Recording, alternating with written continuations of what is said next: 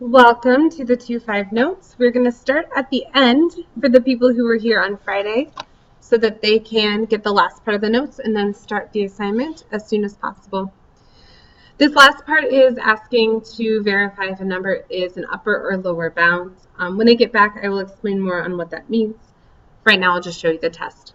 What you do is you're going to take the number that they give you to test if it's an upper or lower bound, and you're going to synthetically divide it into your equation. So this is going to be 2, -3, -12, and 8.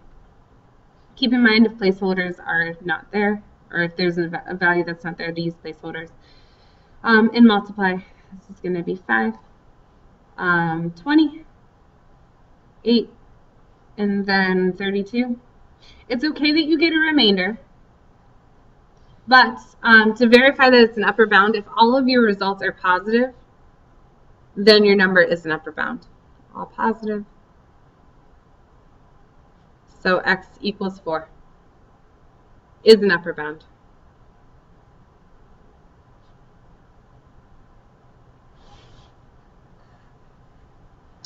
To test for lower bound, it's pretty similar. So you're going to take -3 and synthetically divide it into the same function. If you multiply, you get -6, so this is -9. -9 times -3 is 27. And then 15, if you add them together, times -3 is -45. Add those together, you get -37. This time, if you're checking for lower bound, all you need to see or check is to see if all of the numbers are have sign variation, kind of like the rule of signs. So if they have sign variation from term to term, so either they go positive to negative or negative to positive, then you have a lower bound. So if they alternate.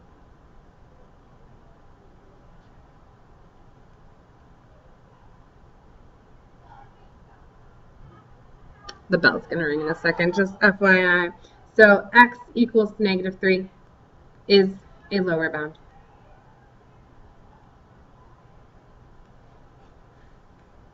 So if you're here on Friday, that's all you need. If you were not here, then you can join me on the other page. We're going to go through several steps to solving for zeros of a polynomial with higher degree without your calculator. The first step is the rule of signs. What you're going to do is check for sign variation. So we kind of talked about that in the last section. What this rule does is it tells you, I don't think that will show up. What it tells you is how many times, if this is your xy axis, how many times is your graph going to cross on this side, which is the positive side, and how many times is it going to cross on this side, which is the negative side. What you do to figure out how many times it crosses on the positive side is look for sign variations in your terms of your just normal function, so of f of x. So if you look at this, I have one sign variation from 3 to -5, so that counts as 1. I have another sign variation from -5 to 6, and then from 6 to -4 is our third one. So the possible number of times that it will cross over on this axis is up to 3.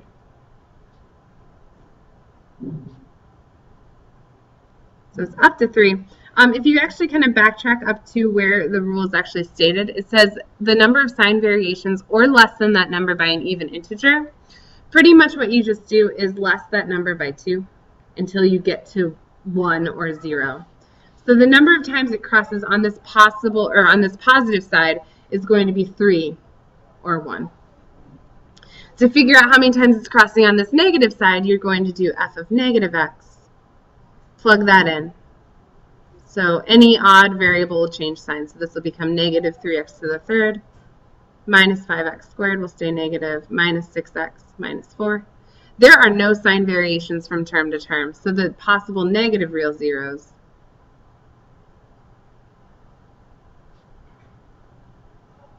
are none. So it's not going to cross at all on this side. Looking at this next one, if you try this one, we have one sign variation and another sign variation here. So the positive real zeros, I'm going to call them PRZs, is 2 or 0. So it could cross up to twice over here or not at all. The negative real zeros X squared will stay the same. The 8x will change signs, and then the 3 stays the same. So no sign variations again. So your negative real zeros, whoops, is 0. Last but not least, this one actually for the first time does not have any sign variations to begin with. So your positive real zeros are 0. The negative real zeros, if you plug in negative x, you're going to get x to the negative third plus 3x squared. And there is one sign variation. So your negative real zeros is 1. So that tells you how many times it crosses either on the left or the right of the origin. To get a pool of numbers that actually work, you are going to do this possible rational zeros test. All you do is take the factors of the constant and then divide them by the factors of your leading coefficient.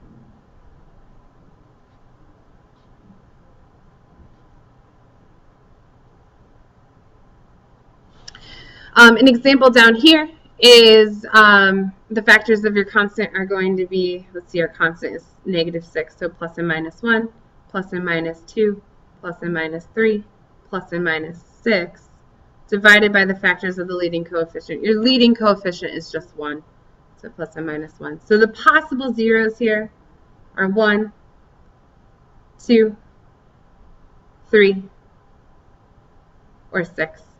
What you could do is do the rule of signs test to see how many possible positive zeros there are or how many negative zeros there are, and then from there just pick numbers from this list and plug them back in to find out which one gives you a result or a y value of 0. Now that's a lot of work and there's a lot of room for error, so what we're going to do is synthetically divide into our equation using that list of terms. So I'm going to do all of the steps for this particular problem, starting with the rule of signs, doing the possible zeros test, and then solving for the actual factors of this statement. So your positive real zeros, if you look at this statement, there are 2 sign variations. This is 2 or 0. Your negative real zeros, if you look at this, if you plug in negative x, you are going to get negative 2x to the third plus 3x squared plus 8x plus 3. And there is one sign variation there, so there's one negative real zero. Your possible zeros, if you take the factors of 3, which are 1 and 3, divide them by the factors of 2, which are 1 and 2, and make combinations with these, you will get plus and minus 1, plus and minus 1/2, because 1 over 2, and then plus and minus 3, as well as plus and minus 3/2. So what you're going to do, I know that this is still blindly guessing, but you're going to pick a number from this list of terms or list of numbers, and you're going to synthetically divide it into your function. If you get no remainder, then that number is a factor, therefore it is 0. So what you should go, even though this is still blindly guessing, you should probably, I recommend starting with 1 or negative 1. Since we have more positive zeros than negative 0 possibilities, I'm going to choose 1 and synthetically divide it into your function.